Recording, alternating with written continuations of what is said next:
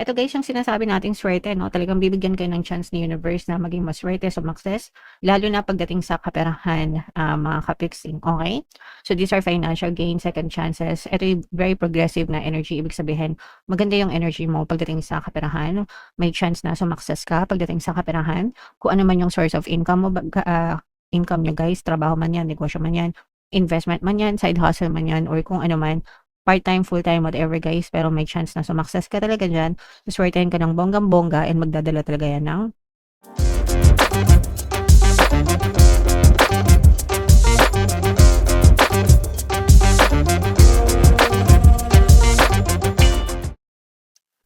hello guys, hello Cancer, welcome back to Pinoy Pixie Tarot. Ang pamagat ng episode natin for tonight is first half kapalaran para ngayong May 1 to 15 guys, para sa Cancer, Sun, Moon, Rising sign, and Venus. So unahin natin tong deck na to mga kapiksi. Ito yung mga angel messages sa inyo, mga paparating sa inyo guys, or yung mga pwede nyo ma-experience mga kapiksi.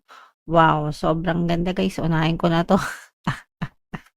Ito'y swerte mga kapiksi, lalo na kung nag-avail kayo ng money shaker jar sa akin guys, no? Ito'y swerte, good luck, good fortune mga kapiksi, no? For some of you talagang siswertehin kayo sa buhay, makaka-experience kayo ng mga magagandang ganap, no? Na feeling nyo talaga sinuswerte kayo. Guys, swerte comes in many forms, hindi lang sa pera guys, no? Pwedeng swerte ka sa pera, swerte sa trabaho, swerte sa negosyo, swerte sa buhay, swerte sa pag-ibig, swerte sa mga sitwasyon na sa paligid mo, no? It comes in many forms guys, hindi lang yan swerte sa pera, okay? But, yeah, for some of you talagang nahahatak nyo yung swerte guys, lalo na kung nag-avail kayo nitong money shaker jar ko guys, sa mga Cancer na nag-avail ng money shaker jars.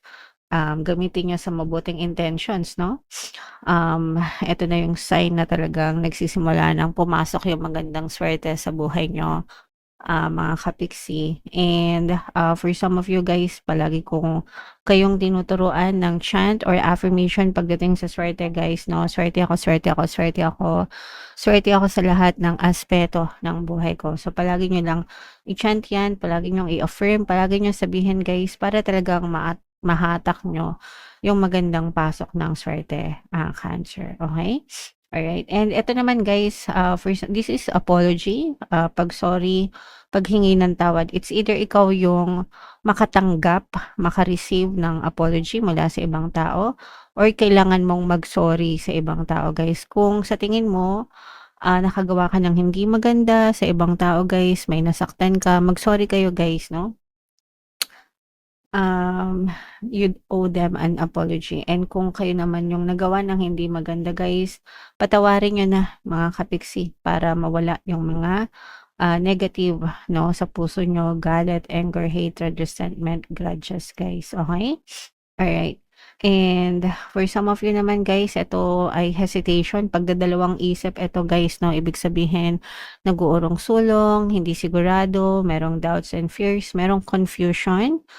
So, pagka ganito guys, take your time. Pag-isipan nyo munang mabuti yung mga sitwasyon nyo, mga kapiksi, bago kayo magdesisyon kung meron man kayong kailangang pagdesisyonan sa buhay nyo, Cancer.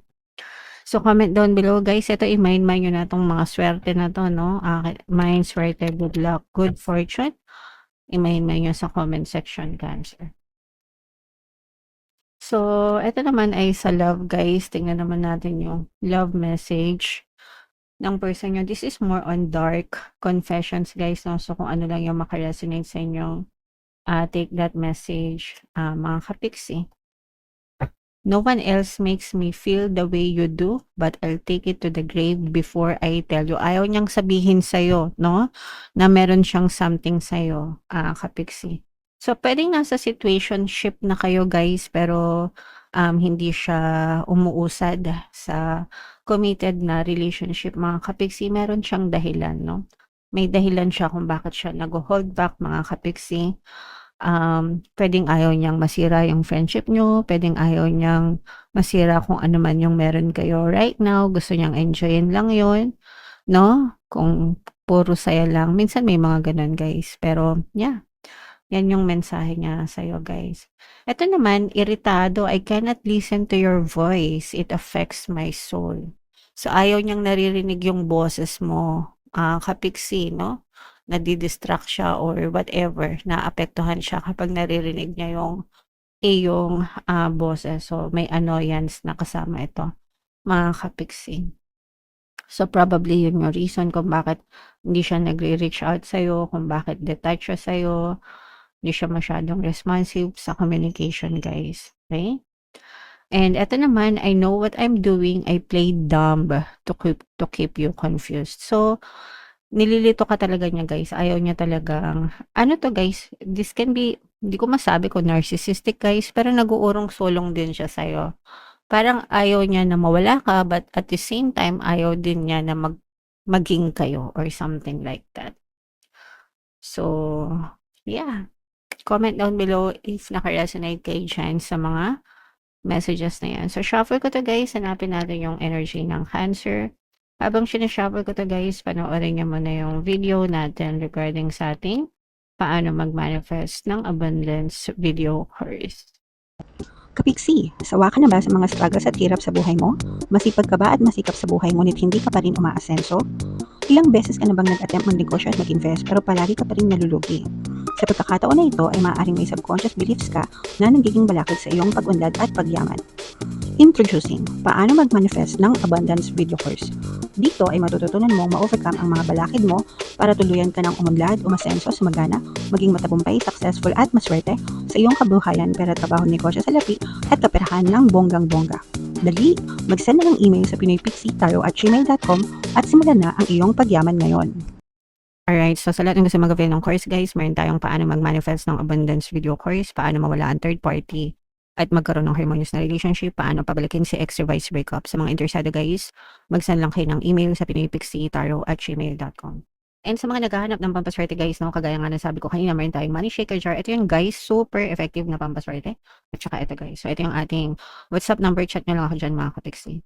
Pwede yan sa pampaswerte sa kabuhayan, trabaho, negosyo, salapi, life in general, guys, no? Super effective. Huwag na kayo magpahuli, guys.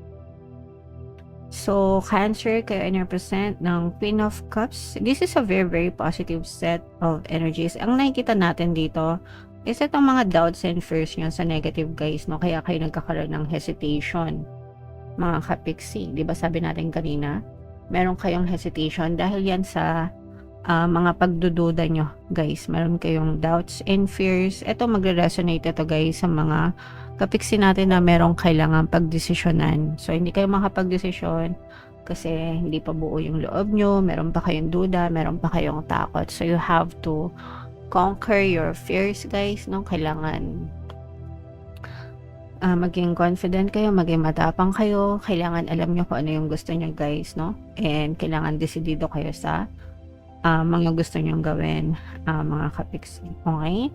Meron ditong presence ng another water sign. It's your energy, guys. For some of you, pwedeng may ganyan ka sa natal chart mo, or you may be dealing with other signs, guys. Ito, guys, yung sinasabi nating swerte, no? Talagang bibigyan kayo ng chance ni universe na maging maswerte, sumakses, lalo na pagdating sa kaperahan, mga kapiksi. Okay? So, these are financial gains, second chances. Ito yung very progressive na energy. Ibig sabihin, maganda yung energy mo pagdating sa kaperahan. May chance na sumakses ka pagdating sa kaperahan. Kung ano man yung source of income mo, income nyo, guys, trabaho man yan, negosyo man yan, investment man yan, side hustle man yan, or kung ano man, part-time, full-time, whatever, guys, pero may chance na sumakses ka talaga dyan, swertein ka ng bonggang-bongga, and magdadala talaga yan ng additional source of income sa inyo. So, pagdating sa pera, guys, talagang suswertein kayo ng bonggang-bongga. Kaya, i-mind nyo na yan, guys, yung mga swerte sa pera, swerte sa negosyo, swerte sa trabaho, progress, success, guys, no? I-mind nyo na, guys, sa comment section, mga kapiksi. Dito nakikita rin natin yung pagiging medyo agresibong mode. Aggressive mode kayo, guys, no? Meron kayong mga plano, may mga ideas kayo, guys, and right now, kumikilos na kayo, no? May action na nakasama, hindi lang mga idea. May mga plano pero may action na rin na kasama.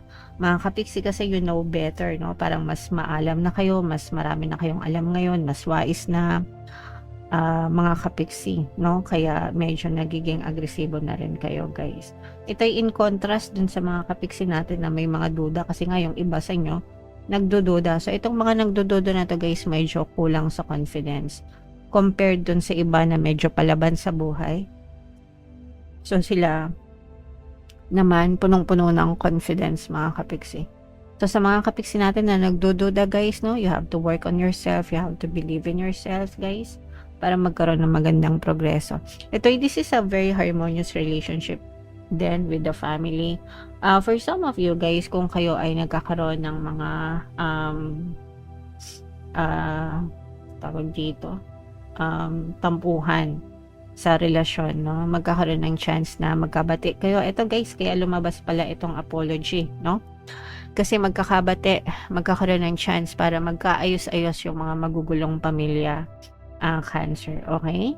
So, yeah, i-mind nyo na yan, guys, no? Sa comment section, lahat ng mga magaganda, Cancer. So, what else? Ito naman ay away, mga kapiksi. Umiwas kayo sa gulo, no? Lalo na sa trabaho, guys, umiwas kayo sa gulo, umiwas kayo sa politics. Ito, guys, unahin muna natin to. So, umiwas kayo sa gulo, umiwas kayo sa politics, lalo na pagdating sa trabaho, guys, kasi for some of you, yung iba parang nabubuli, yung iba parang napagtutulungan kayo sa workplace nyo, guys, which is wag nyong patulan, no? Dapat hindi nyo papatulan kasi baka bumaligtad yung sitwasyon. Imbis na patulan nyo, guys, mag-gather kayo ng evidence, no? At i-proper channeling nyo, like isumbong nyo sa HR or manap kayo ng tamang lugar para ma-address yung mga issues pagdating sa mga workplace issues, guys, okay? Ito naman, mag-ingat kayo, babala ito, guys, mag-ingat kayo sa pera, no? Kasi maaari kayong maloko sa pera, matakbuhan sa pera, mga kakilala nyo, guys, no? So, okay lang naman na magpautang, magpahiram ng pera, pero yung matakbuhan, ibang usapan na yun, mga kapiksi. So, make sure na kinikilala nyo din yung mga tao na pinapahiram nyo.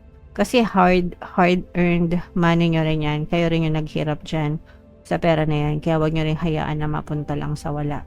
Cancer. Okay? Alright. So, yeah. Ito, guys. Again, no. Ito mga swerte na to. Lahat ng mga magagandang na-mention ko, guys. Swerte, success, mga financial gains, no. I-mind nyo na lahat sa comment section.